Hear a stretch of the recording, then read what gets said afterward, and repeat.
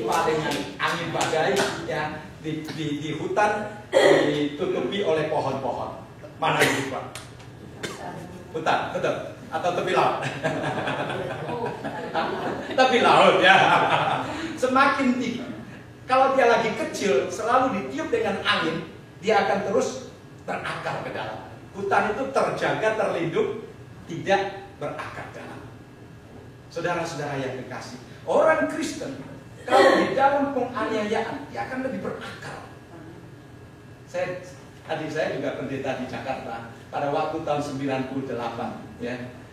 Adik saya pendeta juga ikut bawa tongkat keluar, saudara sekalian, jaga malam.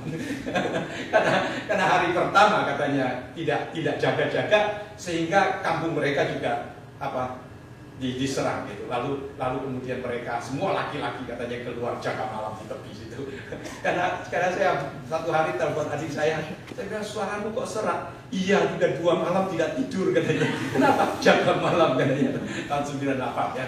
Tapi ada satu hal katanya, pada tahun 98 kebaktian doa meningkat. Nah, saudara, ya, dengan adanya penganiayaan, orang-orang datang berdoa di gereja. Kebaktian doa meningkat katanya. Saudara, kadang-kadang perlu ya sedikit-sedikit digoncang gitu supaya akarnya mendalam. Tapi kalau seandainya tidak ada tanah, ya saudara sekalian, kena angin langsung tumbang. Saya berapa hari yang lalu ada seorang ibu membawa anaknya dari China. Anaknya mau sekolah di Academy of Art di San Francisco. Lalu pada waktu Jumat malam kita sedang bernyanyi bersama-sama, sang ibu itu menangis. Lalu saya suruh istri saya pergi duduk di sampingnya. Dia menangis terus, menangis. Kita menyanyi, dia menangis. Kita menyanyi, dia menangis. Saya merasa heran. Lalu setelah menyanyi, saya bertanya, apakah ada sesuatu yang ingin didoakan? Lalu dia berkata, tidak ada. Pada waktu saya melihat kalian bernyanyi dengan suara yang begitu keras, saya teringat dengan keadaan saya di China. Kita hanya boleh menyanyi dengan mulut.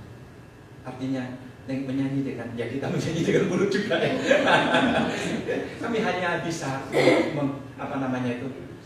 ya, dengan berbisik-bisik. Karena mereka takut didengar. Suaminya ditangkap, sudah 2 tahun suaminya suaminya ditangkap, dibawa ke penjara, kemudian dilepaskan, dan sudah 2 tahun suaminya itu diikuti terus sama orang-orang pemerintah. Suaminya orang pemerintah, dan dia dipecat karena dia menjadi Kristen, kemudian hartanya disita. Pada waktu dia melihat kita menyanyi di sini, dia menangis. Lalu dia berkata, kalau seandainya saudara-saudara saya di gereja saya di China bisa bernyanyi seperti kalian, betapa indahnya mereka. Tapi saudara-saudara yang kekasih di dalam Tuhan Yesus, mereka walaupun di dalam penganiayaan, dia katakan semangat mereka, perjuangan mereka, buah-buah rohani mereka belum tentu kalah dengan kita. Mereka akan berjuang, berusaha membawa orang mengenal Tuhan, membawa orang mengenal Tuhan. Itu adalah beban, adalah panggilan, adalah misi yang Tuhan percayakan kepada mereka. Kalau tanahnya bagus, semakin ada penganiayaan, semakin dia akan berakar ke dalam. Tetapi karena tidak ada tanah, penganiayaan datang, dia akan lari. Seperti gadis yang saya ceritakan tadi. Suaminya menentang dia, mertuanya menentang dia. Kalau dia tidak mempunyai tanah untuk berakar, saudara sekalian, dia pasti berkata, lebih enak pergi bersama dengan suami mertua saya. Karena dia baru datang sekitar 2 tahun dan seluruh finansialnya masih sangat tergantung kepada mertua yang mensponsori mereka. Tapi dia berani mengambil langkah demi Yesus. Walaupun saya dihapus dari keluarga ini, saya bersedia. Saudara, luar biasa. Luar biasa. Yang ketiga, saudara sekalian, dikatakan di sini banyak semak-semak duri. Semak yang menghimpit akan tanaman benih tersebut. Dan dikatakan di sini semak itu diperumpamakan seperti kekhawatiran dunia dan tipu muslihat kekayaan dunia ini. Kalau saya jelaskan mungkin banyak junk food, ya. Setelah banyak junk food, saudara sekalian, makanan rohani tidak akan bagus lagi, ya, tidak akan diterima dengan baik lagi. Saudara, kita baca terlalu banyak yang tidak berhubungan dengan kerohanian kita.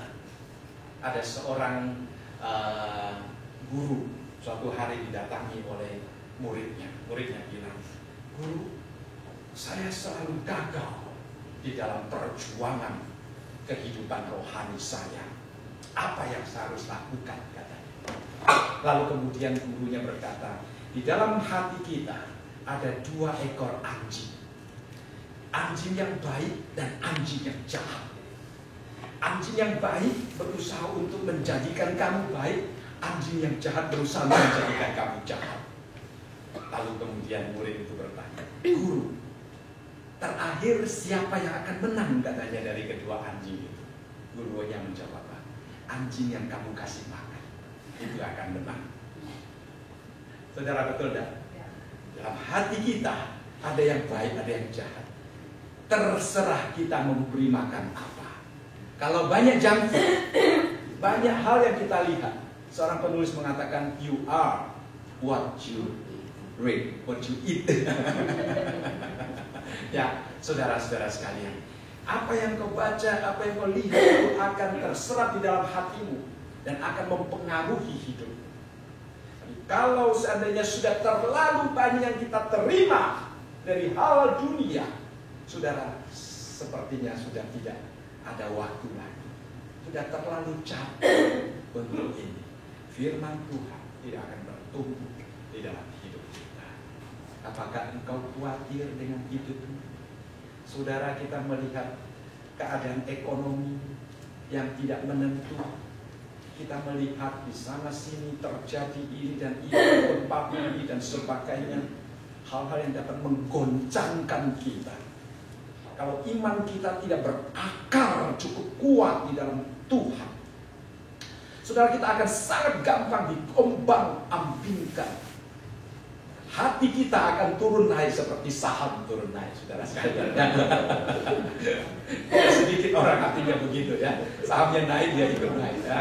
Nah, minggu ini kita lihat dia sedang sekali. Minggu depan dia, nggak ketemu orang lagi, saudara. Hati kita dibawa ke sana kemari. Saudara-saudara yang kekasih dalam Tuhan Yesus. Tapi kalau hati kita berakar ke dalam firman Tuhan, kita akan kokoh. Jadi yang terakhir adalah tanah yang subur. Bagaimana untuk memproses tanah yang subur itu penting. Ya. Saya kadang-kadang ke backyard saya untuk bersihkan backyardnya, saudara. Nah, kadang-kadang lihat rumputnya banyak weednya, ya, saudara sekalian, harus dicabut. Semak itu harus dibuang, bersihkan. Lalu kemudian kalau tempat yang terlalu banyak batunya harus dicongkil, harus dibuang. Barulah dia akan bertumbuh dengan subur.